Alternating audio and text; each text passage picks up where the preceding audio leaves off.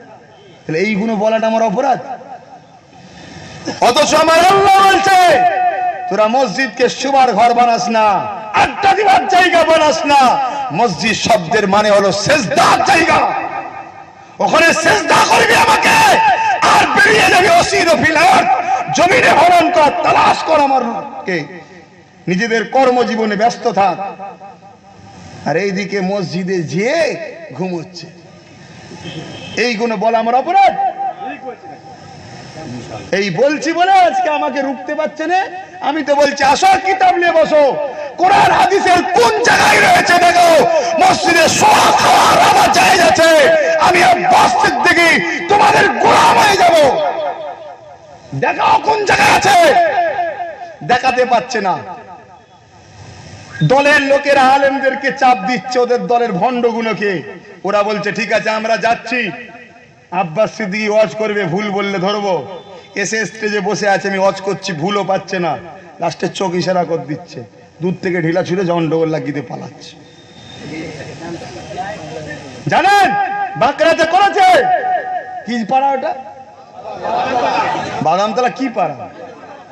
ওই জায়গায় বাদামতলা, ওই আশপাশে কোন জায়গায় অনেক কটা আলেম বসছিল, আমার ভুল ধরবে বলে, ভুলও পাচ্ছে না। যা বলছি সব সঠিক হচ্ছে, তো ভুল ধরবে কি করে? তখন লাস্টে চোখ ইশারা করে দিল, দোয়া হবে, একটা ঢিল ছুড়ে দিয়ে হই হাই হই হাই। আর তোমরাও সব মুসলমান একদম জান বাঁচাবার জন্য ছুটছে। এগুলো নাটক প্ল্যান চলছে, যাতে আব্বাস সিদ্দিকীর মাহফিলে ভয়েতে লোক যা বন্ধ করে দেয়। কিন্তু এতটুকু বলে যাচ্ছি, আমার পীর আবু বকর বলেছিল, যিনি ফ্রিডম ফাইটার স্বাধীনতা সংগ্রামী ছিলেন, মুর্শিদ ছিলেন, জামানার মুজাদ্দিদ ছিলেন, একদিক দিয়ে রাসূলের প্রেমিক, আর একদিক দিয়ে দেশকেও তিনি ভালোবেসেছিলেন। কেন রাসূল বলেছে দেশকে ভালোবাসো। নবীর প্রতিটা কথা তিনি আমল করেছেন।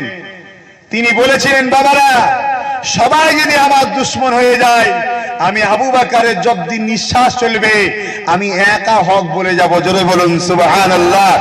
আজকে আমিও বলে যাচ্ছি, সবাই যদি আমার পিছনে লেগে যায়, সবাই যদি আমাকে বলে মারবো, হ্যান করবো, ত্যান করবো, আমি কোন শক্তিকে পাওয়া করি না। আমি হক বলছি, বলবো, দুটো স্বার্থে বলবো।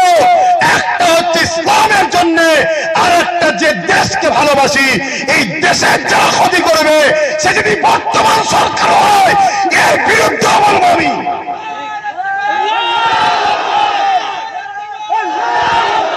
কেন?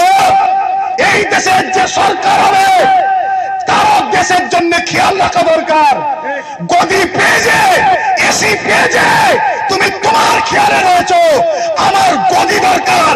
দেশ জাহান্নামে যাই যাক, ও সরকারও আমরা রাখবো না, তার বিরুদ্ধেও জবান খুলে দেবো। কথা বুঝছেন? যদি মনে হয় আমার পিছনে প্রশাসন আছে, না, প্রশাসন নেতা মন্ত্রীর নয়, প্রশাসন দেশের সম্পত্তি। এই আইন আমরা বুঝি, প্রশাসন দেশের সম্পত্তি। 5 বছর পরে সরকার হেরে গেলে গদি অন্যজন আসবে, কিন্তু প্রশাসন সেই থাকবে, একে চেঞ্জ করার ক্ষমতা কারণেই।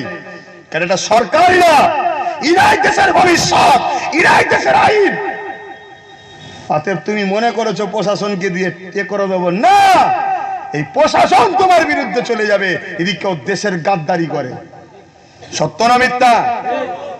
কেন আমার রাসূল শিখিয়েছে, তোমরা যেমন ইসলামকে ভালোবাসছো, এটা তোমাদের ধর্ম, সাথে সাথে এমন কোনো কাজ করো না যাতে তোমার দেশের ক্ষতি হয়, তোমার সমাজের ক্ষতি হয়, তোমার যেখানে বসতিবাসী তাদের ক্ষতি হয়, এরকম কাজ করো না। রাসূল শিখিয়েছে। তাহলে এইগুলো বলা